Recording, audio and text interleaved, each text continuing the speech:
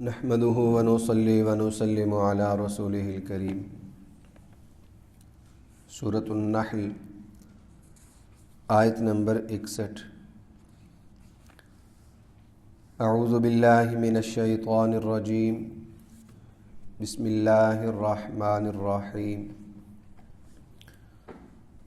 وَلَوْ يُؤَاخِذُ اللَّهُ النَّاسَ بِظُلْمِهِمْ مَا تَرَكَ عَلَيْهَا مِن دَابَّةٍ، اور اگر اللہ تعالیٰ لوگوں کو ان کے ظلم کی وجہ سے پکڑ لیتا، ما ترک علیہا من دابہ، تو روئے زمین پر کوئی بھی جاندار نہ چھوڑتا، ولیکن یؤخرہم الی اجل مسمی، لیکن وہ انہیں ایک متعین مدت تک کے لیے مہلت دے رہا ہے۔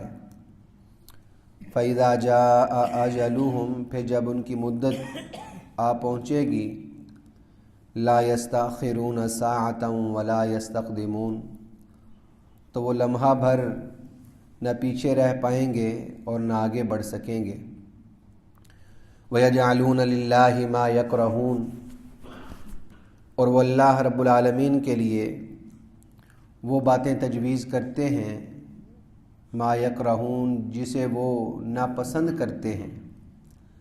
وتصف السنتہم الکذب، اور ان کی زبانیں جھوٹی تعریف کرتی ہیں، ان لہم الحسنی، کہ انہی کے لیے بھلائی ہے، لا جرم ان لہم النار، یقیناً ان کے لیے جہنم کی آگ ہے، وانہم مفرطون، اور وہ اس پر پیش کیے جائیں گے۔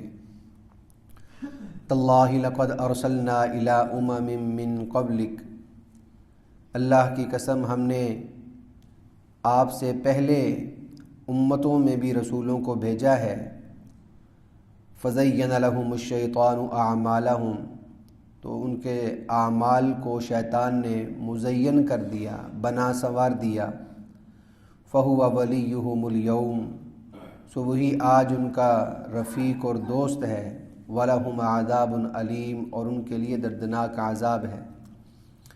وَمَا أَنزَلْنَا عَلَيْكَ الْكِتَابَ إِلَّا لِتُبَيِّنَ لَهُمُ الَّذِي اخْتَلَفُوا فِيهِ، اور ہم نے آپ پر کتاب اس لیے نازل کی کہ آپ ان لوگوں کے سامنے کھول کر بیان کریں وہ بات اختلفوا فیہ، جس میں وہ اختلاف کر رہے ہیں۔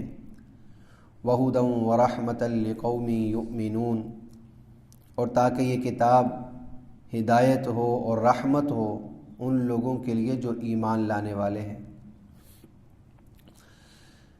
گزشتہ آیات میں اللہ رب العالمین نے مشرکین کی غلط روش اور ان کے شرک کو بیان کیا۔ اس میں شرک کی جو مختلف صورتیں انہوں نے اللہ رب العالمین کے ساتھ بنا رکھی تھیں اس کو بیان کیا، اور پھر آگے اللہ رب العالمین نے اس بات کو ارشاد فرمایا کہ یہ ہماری مہلت ہے کہ ہم انہیں پکڑ نہیں رہے، انہیں عذاب میں گرفتار نہیں کر رہے، یہ ہماری طرف سے مہلت ہے۔ کیونکہ اگر اللہ تعالیٰ لوگوں کو ان کی زیادتیوں، ان کے ظلم کی وجہ سے پکڑ لیا کرتا تو ما ترک علیہا من دابہ، تو روئے زمین پر کوئی جانور باقی نہ رہتا، کوئی جاندار بھی باقی نہ رہتا۔ رسول اللہ صلی اللہ علیہ وسلم سے ایک موقع پر عرض کیا گیا کہ ظالم آدمی جب ظلم کرتا ہے تو وہ اپنا نقصان کرتا ہے، تو رسول اللہ صلی اللہ علیہ وسلم نے ارشاد فرمایا کہ نہیں، ظالم کے ظلم کی وجہ سے جنگل کے اندر ایک پرندہ جو ہے وہ بھی لاغر ہو کر، کمزور ہو کر مر جاتا ہے، یعنی اس کی نحوست کی وجہ سے، اس کی بداعمالیوں کی وجہ سے اس پر بھی اثر پڑتا ہے۔ اس کی مختلف شکلیں ہیں کہ بارشیں نہیں برستی، اناج نہیں پیدا ہوتا، تو یہ چیزیں اس کی بداعمالیوں کے سبب جب ہوتی ہیں تو جو دوسری مخلوقات ہیں وہ بھی اس سے متاثر ہوتی ہیں۔ اس کو اللہ رب العالمین نے فرمایا کہ اگر اللہ تعالیٰ لوگوں کے ظلم و زیادتی کی بنیاد پہ ان کو پکڑنا شروع کر دے تو ما ترک علیہا من دابہ، زمین پر ایسے حالات بن جائیں کہ کوئی جاندار باقی نہ رہے۔ ولیکن یؤخرہم الی اجل مسمی، یہ اللہ تعالیٰ کا کرم ہے کہ اللہ تعالیٰ مہلت دیتا رہتا ہے۔ فَإِذَا جَاءَ أَجَلُهُمْ لَا يَسْتَأْخِرُونَ سَاعَةً وَلَا يَسْتَقْدِمُونَ، البتہ جب یہ مہلت آ جاتی ہے تو پھر موقع نہیں ملتا، پھر گھڑی بھر کے لیے نہ تو کوئی شخص پہلے جا سکتا ہے اور نہ زیادہ رہ سکتا ہے، بلکہ جو وقت طے ہے اس وقت کے آنے کے بعد پھر اس کو مہلت نہیں دی جاتی۔ تو اس لیے اس مہلت کے اندر انسان کو فائدہ اٹھانا چاہیے۔ کافر ہے تو کفر سے توبہ کرنی چاہیے، گناہ گار ہے تو گناہوں سے توبہ کرنی چاہیے، کیونکہ جب تک یہ زندگی ہے، جب تک یہ صحت ہے، جب تک یہ فراغت کے اوقات ہیں تو انسان کے پاس نعمت ہی نعمت ہے، سنبھلنے کا بہت موقع ہے۔ لیکن جب زندگی نہیں رہے گی تو پھر سنبھلنے کا موقع نہیں رہے گا۔ تو اس لحاظ سے وَلَٰكِن يُؤَخِّرُهُمْ إِلَىٰ أَجَلٍ مُّسَمًّى، یہ عمومی طور پر ہے کہ اللہ کی مہلت ہر شخص کو ملتی ہے، چاہے وہ کافر اور مشرک ہے، چاہے وہ ایک نافرمان مومن ہے، تو سب کو مہلت مل رہی ہے۔ وَيَجْعَلُونَ لِلَّهِ مَا يَكْرَهُونَ، جو پیچھے انہوں نے جملے کہے اللہ رب العالمین کے بارے میں، اللہ تعالیٰ اس کو ارشاد فرما رہا ہے کہ وہ اللہ کے بارے میں ایسی باتیں تجویز کر رہے ہیں ما یکرہون، جسے وہ خود اپنے لیے ناپسند کرتے ہیں، یعنی خود اپنے لیے بیٹیوں کو پسند نہیں کرتے، اپنے لیے عزت اور احترام کو پسند کرتے ہیں، اپنے لیے برے جملوں کو پسند نہیں کرتے، لیکن اللہ رب العالمین کے لیے، اللہ کے حبیب کریم صلی اللہ علیہ وسلم کے لیے طرح طرح کے نازیبہ جملے کہتے ہیں، ان کی بے توقیری کرتے ہیں۔ تو یجعلون للہ ما یکرہون، پھر اس پر بات یہ ہے وَتَصِفُ أَلْسِنَتُهُمُ الْكَذِبَ، ان کی زبانیں جھوٹی تعریفات کرتی ہیں، جھوٹ بیان کرتی ہیں ان کے ساتھ۔ وہ کیا ہے کہ جب ان سے یہ بات کہی جاتی کہ بھائی مرنے کے بعد کی زندگی ہے، حساب کتاب بڑا سخت ہے، تو وہ کہتے ہیں أَنَّ لَهُمُ الْحُسْنَى، کہ دنیا میں اگر ہمیں راحت و آرام مل رہا ہے تو ہمیں آخرت میں بھی راحت و آرام ہی ملنا ہے۔ اس کو اللہ رب العالمین نے شاہ فرمایا وَتَصِفُ أَلْسِنَتُهُمُ الْكَذِبَ أَنَّ لَهُمُ الْحُسْنَى، کہ مرنے کے بعد بھی ہم کامیاب ہوں گے۔ اللہ رب العالمین نے فرمایا لا جرم أَنَّ لَهُمُ النَّارِ، ایسا بالکل نہیں ہے، یہ پکی بات ہے کہ مرنے کے بعد ان لوگوں کے لیے جہنم کی آگ ہے، وَأَنَّهُمْ مُفْرَطُونَ، اور ان لوگوں کو جہنم کی آگ پر پیش کیا جائے گا۔ تو یہ جو جملہ ہے کہ کفار مکہ دنیا میں آسائش اور راحت و آرام کی وجہ سے یہ سمجھ رہے تھے کہ ہمیں مرنے کے بعد بھی آسائش اور راحت و آرام ملے گا۔ اس سے میں وہی بات جو عرض کرتا ہوں، یہ بات معلوم ہوئی کہ دنیا میں راحت و آرام کا مل جانا یہ کوئی یقینی نہیں کہ آخرت بھی آسانی والی ہو جائے گی، اور دنیا میں راحت و آرام کا نہ ملنا، غربت مل جانا، یہ بھی کوئی یقینی نہیں کہ آخرت اس کی پکی ہو جائے گی۔ غریب ہے یا امیر ہے، اس کے لیے اعمال ہیں، اگر اعمال کر کے جائے گا تو کامیاب ہے، اگر اعمال نہیں کر کے جائے گا، اللہ کو راضی کر کے نہیں جائے گا، تو امیر ہو کر بھی ناکام ہے اور غریب ہو کر بھی ناکام ہے۔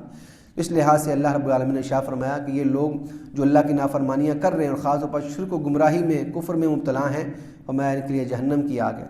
اور آگے رسول اللہ صلی اللہ علیہ وسلم کو وہی تسلی کا مضمون کہ ہم نے آپ سے پہلے بہت سے رسولوں کو بھیجا ہے، امتوں میں وہ آئے ہیں، دعوت و تبلیغ انہوں نے کی ہے، لیکن شیطان نے ان کے اعمال مزین کر دیے۔ اور یہ ہمیشہ کے لیے بات ہے کہ کوئی بھی ہم میں سے جتنے بھی افراد یہاں پر بیٹھے ہیں، ہر ایک کی اپنی سوچ ہے، اپنا ایک نظریہ ہے، ہر نظریے کے مطابق وہ اپنے سے دوسرے شخص کو سمجھتا ہے کہ یہ غلط نظریے پر ہے، چاہے وہ کسی بھی سینس میں ہو، وہ سمجھتا ہے کہ نہیں میں ٹھیک ہوں، دوسرا غلط ہے۔ تو کوئی بھی شخص دنیا میں اس بات کی محنت نہیں کر رہا کہ وہ گمراہ ہو جائے۔ یہ جملہ بڑا اہم ہے، اس دنیا میں کوئی بھی شخص اس بات کی محنت نہیں کر رہا کہ وہ جہنم میں چلا جائے، وہ ناکام ہو جائے، وہ غلط اعمال، کوئی بھی نہیں۔ ہر شخص اپنے تئیں اچھی محنت کر رہا ہے۔ جو بت پرست ہیں، جو بتوں کی عبادت کرنے والے ہیں، وہ بھی اپنے آپ کو یہی کہتے ہیں کہ ہم کامیاب ہونے والے ہیں، اللہ کو راضی کر رہے ہیں، ہمارا مرنے کے بعد جو ہے وہ سورگ ہوگا، ہمارے لیے جنت ہوگی، ہم بھی وہاں جائیں گے۔ پھر وہ ہمارے لیے پیمانہ اور معیار کیا ہے؟ وہ رسول اللہ صلی اللہ علیہ وسلم کی سیرت طیبہ ہے۔ وہ طے کرے گی کہ کس کی سوچ و نظریہ ٹھیک ہے، کس کی سوچ و نظریہ غلط ہے۔ اس کی دیکھا دیکھی صحابہ اکرام رضی اللہ تعالیٰ عنہم نے آپ صلی اللہ علیہ وسلم کو پورے مزاج کو لیا، دین کے پورے مزاج کو لے لیا۔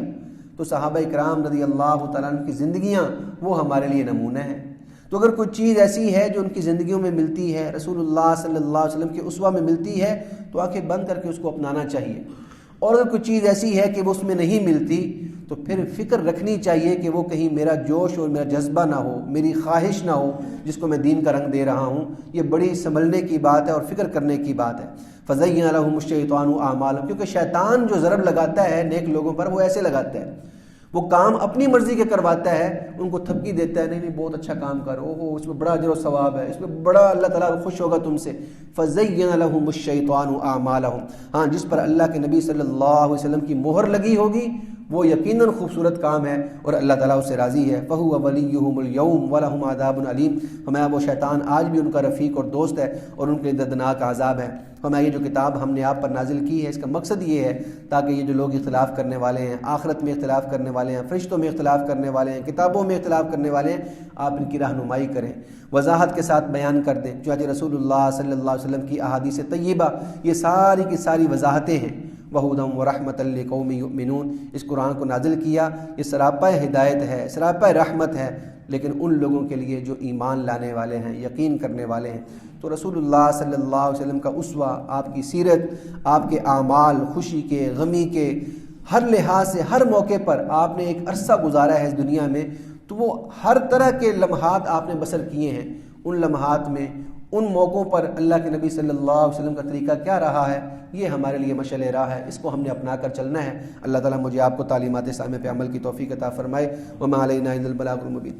الحمدللہ رب العالمین والصلاة والسلام علی سید الانبیاء والمرسلین رب ارحمہما کما ربیانی صغیرا ربنا هب لنا من ازواجنا وذریاتنا قرۃ اعین واجعلنا للمتقین اماما اللهم انا نسألك الصحة والعفة والامانة وحسن الخلق اللهم ارنا الحق حقا وارزقنا اتباعه وارنا الباطل باطلا وارزقنا اجتنابه وصلی اللہ تعالی علی رسوله النبی الکریم وعلى آلہ واصحابہ اجمعین آمین برحمتک یا ارحم الراحمین۔